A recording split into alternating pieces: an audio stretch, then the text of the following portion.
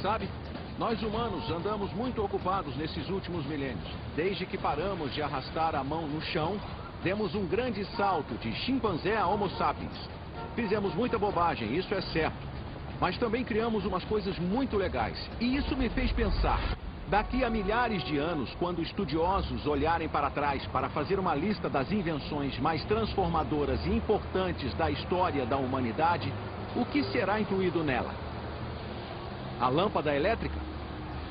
O motor a vapor? O motor de combustão interna? O avião? O automóvel? E, é claro, o pão fatiado. Mas bem lá em cima, no panteão, junto com todas essas coisas, existe uma inovação mais recente, uma nova invenção que surgiu do nada e em pouquíssimos anos passou pelas nossas vidas como um verdadeiro tufão. A invenção em questão, é claro, é a World Wide Web. Um universo incrível e surrealista que gerou grandes fortunas, sustentou inúmeras indústrias e mudou a maneira com que o mundo trabalha, brinca, se comunica, faz compras e até como se apaixona.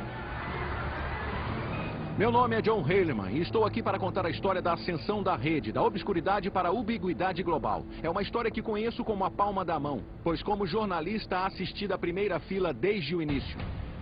Durante mais de uma década estive bem aqui no Vale do Silício, testemunhando de perto os momentos que deram forma à era da internet. Essa era começou com uma luta de poder feia para decidir quem controlaria o futuro da rede emergente. Jim Clark começa a socar a mesa e dizer: precisamos abrir o capital da empresa e temos que abrir agora mesmo. Naquele pregão, eu faturei 663 milhões. Uma luta que terminaria numa batalha épica dentro de um tribunal. Eu não faço ideia do que está falando. E que para sempre seria lembrada como a Guerra do Navegador. Éramos como um animal espantado com a Microsoft à nossa frente, dizendo: o que a gente faz, o que a gente faz. Nós chamamos todo mundo para ajudar.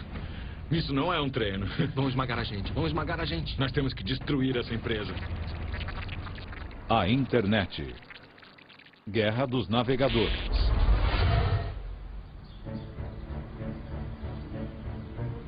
Hoje todos estamos acostumados com a rede, com os seus grafismos e sons enfeitados, onde um clique do mouse pode nos direcionar a um novo caminho. Quem sabe onde se pode parar? Ah, que droga! Mas no início dos anos 90 a rede era muito diferente. Era basicamente uma rede de pesquisa obscura, inventada alguns anos antes por um cientista inglês chamado Tim Berners-Lee. Havia umas poucas e preciosas páginas na web, e as que existiam não eram nada mais do que linhas e linhas de textos chatos. Era preciso ser um geek para ficar empolgado com aquilo. Mas um desses geeks, um estudante visionário de ciência da computação da Universidade do Illinois chamado Mark Andreessen, teve uma ideia doida. Ele imaginou um futuro onde todo mundo, inclusive gente comum como você e eu, adotassem a rede como parte da nossa vida diária. O Andreessen trabalhava num cubículo perto de mim e ele estava trabalhando num produto diferente.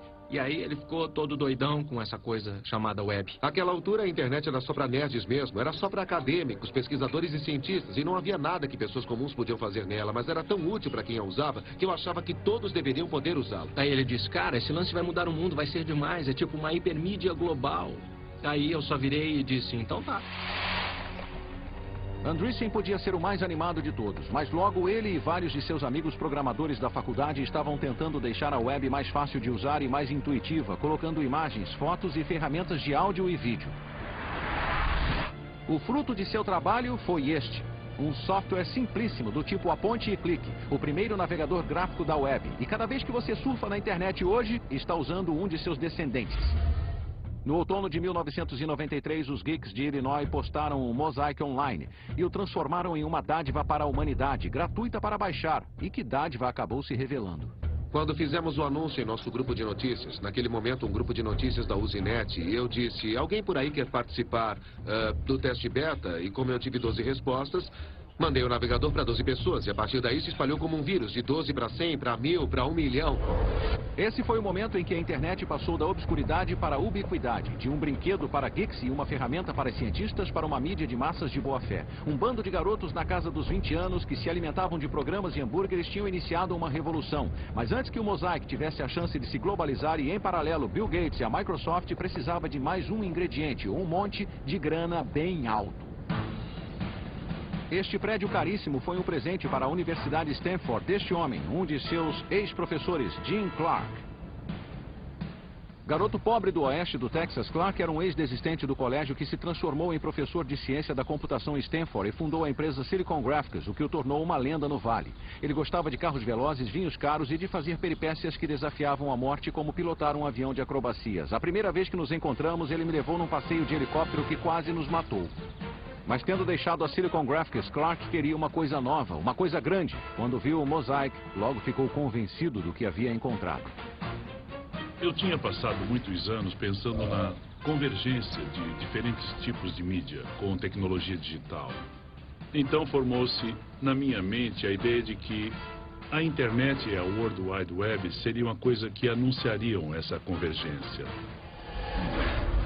Sem perder tempo, Clark contatou Mark Andreessen, que tinha se formado no colegial e com estilo deixou Illinois com um emprego no Vale do Silício. Fevereiro de 94. Estou no trabalho e recebo um e-mail de Jim Clark dizendo: estou pensando em fundar uma nova empresa de software. Vamos marcar uma reunião e conversar? Então eu disse: bem, isso é interessante. Então infringi a minha regra de não acordar antes do meio-dia e tomei café da manhã com ele às 7 da manhã. Nos meses que se seguiram, Mark e Clark se tornaram inseparáveis, enquanto tramavam como transformar o Mosaic na base de uma empresa comercial. Mas isso obviamente não era uma coisa que eles podiam fazer por conta própria. Eles precisavam de uma equipe e logo embarcavam num avião rumo a Illinois, numa viagem de recrutamento que seria a centelha da era da internet. Pegamos um avião e chegamos no final da noite e encontramos todo mundo numa pizzaria. Aí nos sentamos, tomamos cerveja, comemos pizza e falamos genericamente sobre as nossas ideias. Acho que estávamos todos um pouco intimidados, para dizer a verdade, porque ele era um figurão do Vale do Silício, ele era relativamente famoso, tinha fundado uma empresa de informática bem grande. Todo mundo sabia que ele tem muita grana, que estava vindo para cá, mas ele nos ouviu. Na época eu não tinha um conceito de como ganharíamos dinheiro, mas é como muitas outras coisas. Se existem tantas pessoas usando uma coisa e ela tinha expandido para 1 milhão de usuários em um período de 9 meses, devia haver um jeito de faturar com ela. Mas esses caras não tinham ideia nenhuma. Na época, o que importava a Clark era fazer os geeks de Illinois subirem a bordo. Então ele lhes fez uma oferta muito além de seus sonhos mais loucos. E cada um de nós voltou com brilhos nos olhos, meio nas nuvens, sabe? E eu estava só no primeiro ano da universidade. E de repente recebi uma oferta de emprego em tempo integral antes mesmo de me formar, e com toda aquela grana foi tipo, nossa, que demais, por que eu ia recusar, né? Olhando para trás, pode parecer óbvio que o navegador da web mudaria o mundo. Mas embora Jim Clark possa ter sacado esse insight, a maioria das pessoas não sacou. Inclusive uma que se esperaria que tivesse sacado imediatamente: Bill Gates. Gates, é claro, era o cofundador CEO da Microsoft, a mais importante e fantasticamente lucrativa empresa de alta tecnologia de todas. No decorrer de 2 décadas, a Microsoft tinha estabelecido praticamente um monopólio sobre os sistemas operacionais dos PCs e tinha usado esse monopólio para passar a controlar toda a indústria da computação. A web era cyberespaço na forma de uma estrada enorme, veloz e extasiante, capaz de levar você aonde sua curiosidade o conduzisse. Mas Bill Gates achava que essa estrada da informação devia ter pedágio. A Microsoft controlaria todas as cabines e todos deveríamos pagar para dirigir nela. Valeu, cara. O sistema online de Gates se chamava, nossa, que surpresa, Microsoft Network. E em 1994, muita gente inteligente presumiu que ele conseguiria impingi-lo ao mundo, como era de costume.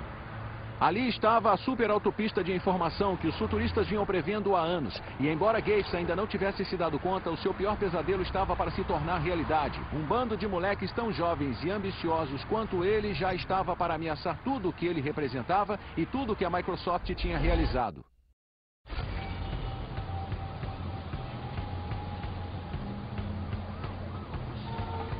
Brilhante, usuário de óculos e obcecado por computadores desde a infância, a jornada de Bill Gates para se tornar a figura mais importante da tecnologia começou em 1975, quando aos 19 anos ele largou a Harvard para fundar a Microsoft com o seu colega de ginásio Paul Allen.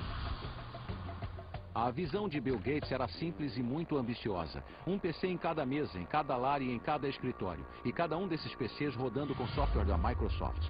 Em 1993, seu sonho chegou perto de se tornar realidade. Cerca de 90% dos PCs do mundo rodavam com Windows da Microsoft.